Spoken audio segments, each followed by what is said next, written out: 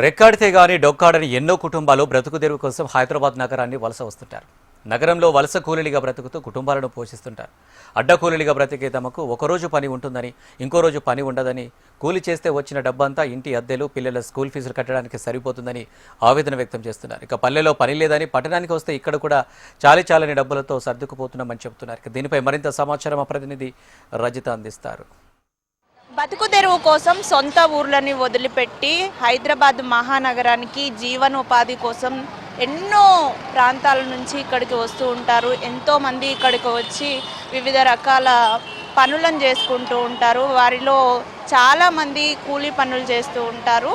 అందులో అడ్డా కూలీలు బ్రతుకు ఇంకా దుర్భరం అని చెప్పుకోవచ్చు. వారు పని ఉన్న రోజే వెళ్తూ ఉంటారు. పని లేకపోతే ఇంట్లోనే కూర్చోవలసినటువంటి పరిస్థితి ఉంటుంది. అయితే మనతో పాటు కొంతమంది కూలీలు ఉన్నారు. అసలు వాళ్ళకి ఎటువంటి పనులకు వెళ్తూ ఉంటారు, వాళ్ళ జీవన విధానం ఎలా ఉంది, ఇక్కడ వచ్చేటువంటి కూలీ డబ్బులు సరిపోతున్నాయా లేదా, వారి మాటల్లో అడిగి తెలుసుకునేటువంటి ప్రయత్నం చేద్దాం. అమ్మ చెప్పండి, ఎక్కడి నుంచి వచ్చారు మీరు? మేము బోడాబండకి వెళ్ళి వచ్చాము. ఏం పని దొరకలేదు. పనికోతే పైసలు సరిగ్గా ఇస్తలేరు. ఏడ పనులు బాగాలేవు. ఓనాడు దొరికితే ఓనాడు దొరక 3 దినాలు, ఒకనాడు దొరికితే 3 దినాలు ఇంటికాడనే. పనులే దొరుకుతలేవు. ఇక ఏం మాకు మాల్ పనికే పోతాము. ఏమి ఇంట్లో పనులకు మాల్ పనులకు ఆడుకోతాం. ఓనాడు పోతే 4 దినాలు ఊరికేనే. పనులే దొరుకుతలేవు. మగ పిల్లలకి గిట్ట దొరుకుతలేవు. చాలా కష్టమైంది. ఏమైనా పైసలు గిట్ట వేయలే. మాకు పనికి ఇట్లా ఏమైనా చెప్పాలి. రేవంత్ రెడ్డి సీఎం ఉండడు కదా, చెప్పాలి. మీరు కాదు, మీరు ఇక్కడ ఉన్నారు కదా, రోజు ఎవరు వచ్చి తీసుకెళ్తుంటారు పనికి? పని వేళ పని మేనేజర్లు, సూపర్వైజర్లు వచ్చి తీసుకెళ్తారు. మేస్త్రీలు తీసుకెళ్తారు, పని చేపిస్తారు. ఫోన్ పై పైసలు డబ్బులు చేతికి ఇస్తలేరు. ఫోన్ పై కొడుతుండ్రు.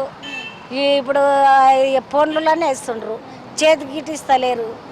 ఇట్లా వేస్తారు. ఎన్ని గంటలకు వచ్చి కూర్చుంటారు? 8:30కు వస్తాము. 8-9 గంటలకు వెళ్ళిపోతాం పనికి. దొరికినాడు పోతాం, దొరికినాడు ఇంటికే పోతాం. పనులే బాగాలేవు. ఓకే, మరి మీరు ఎక్కడి నుంచి వచ్చారు? హైదరాబాద్కు మేము కోడంగల్, కర్ణాటక వెళ్ళి వచ్చినాము. అక్కడి నుంచి అంటే అక్కడ పనులు లేక ఇక్కడ లేవు. అక్కడ పనులు లేకనే ఇక్కడ వచ్చినాం. పంటలు లేవు, ఏమీ లేవు. ఎక్కడ పంటలు లేవు. పంటలు అన్నీ వాయే, ఏమీ లేవు. బతకనికి ఇక్కడికి వస్తే ఈడ ఇండ్లు 4,000 కిరాయి, రూమ్ల కిరాయి, రానికే పోనీకి ఆటో కిరాయి 30 రూపాయలు. ఈ పనులు ఎక్కితే చేయలే, పనులు ఎక్కితే కట్టాలి. ఆటోడు ఊకే వస్తాడా. ఫ్రీ బస్సులు లేవు మాకు. అక్కడ కర్ణాటకలో లేవు.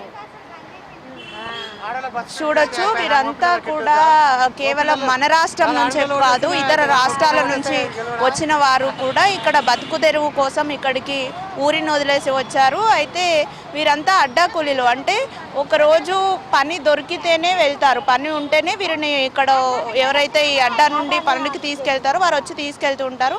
పని లేనప్పుడు ఖాళీగా ఇంటికి వెళ్ళాల్సినటువంటి పరిస్థితి ఉందని కూడా ఇక్కడ మహిళలు చెప్తున్నటువంటి మాట. అంటే ఇక్కడ హైదరాబాద్ నగరానికి వచ్చారు, కానీ ఇక్కడ ఉన్నటువంటి ఏవైతే వాళ్ళు ఉండేటువంటి రూమ్ రెంట్లు కావచ్చు, పిల్లలకు స్కూల్ ఫీజులు కావచ్చు, వీటిని కట్టడం కోసం కూడా ఇబ్బందులు పడుతున్నటువంటి పరిస్థితి. అంటే ఉన్న రోజే పని దొరుకుతుంది, ఆ కూలీ కూడా అంతంత మాత్రంగానే వస్తుంది, దేనికి సరిపోవడం లేదని కూడా వారు చెప్తున్నారు. మరి కొంతమంది ఉన్నారు, మాట్లాడిద్దాం. మీరు ఎక్కడి నుంచి వచ్చారు? ఈ పని అంటే కష్టంగా ఉంటుందా? ఈ పని కష్టంగా ఉండదు.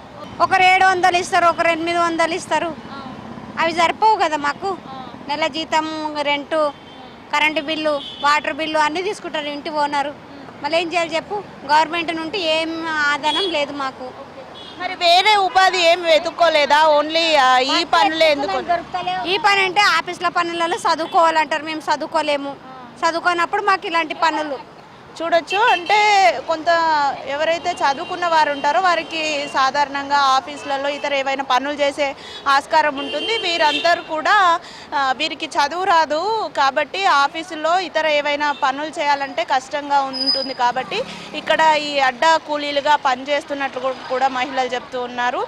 అంటే వీళ్ళు చేసే పనులు కూడా చాలా కష్టమైన పనులు ఉంటాయి. అయినప్పటికీ కుటుంబాన్ని పోషించడం కోసం అయితే ఈ పనులు చేస్తూ ఉన్నాము. దొరికిన రోజు పనికి వెళ్తాము, దొరకకపోతే ఆ రోజంతా ఇంట్లోనే ఉండాల్సి వస్తుందని కూడా చెప్తూ ఉన్నారు.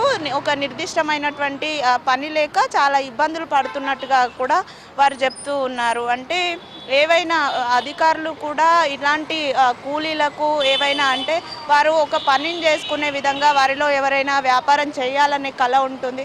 అలాంటి వారు ఎవరైనా ఉంటే వారికి సహాయ సహకారాలు అందిస్తే ఎంతో బాగుంటుందని కూడా ఈ కూలీలు చెప్తున్నారు. వీడియో జర్నలిస్ట్ ప్రవీణ్తో రజిత, HM టీవీ, హైదరాబాద్.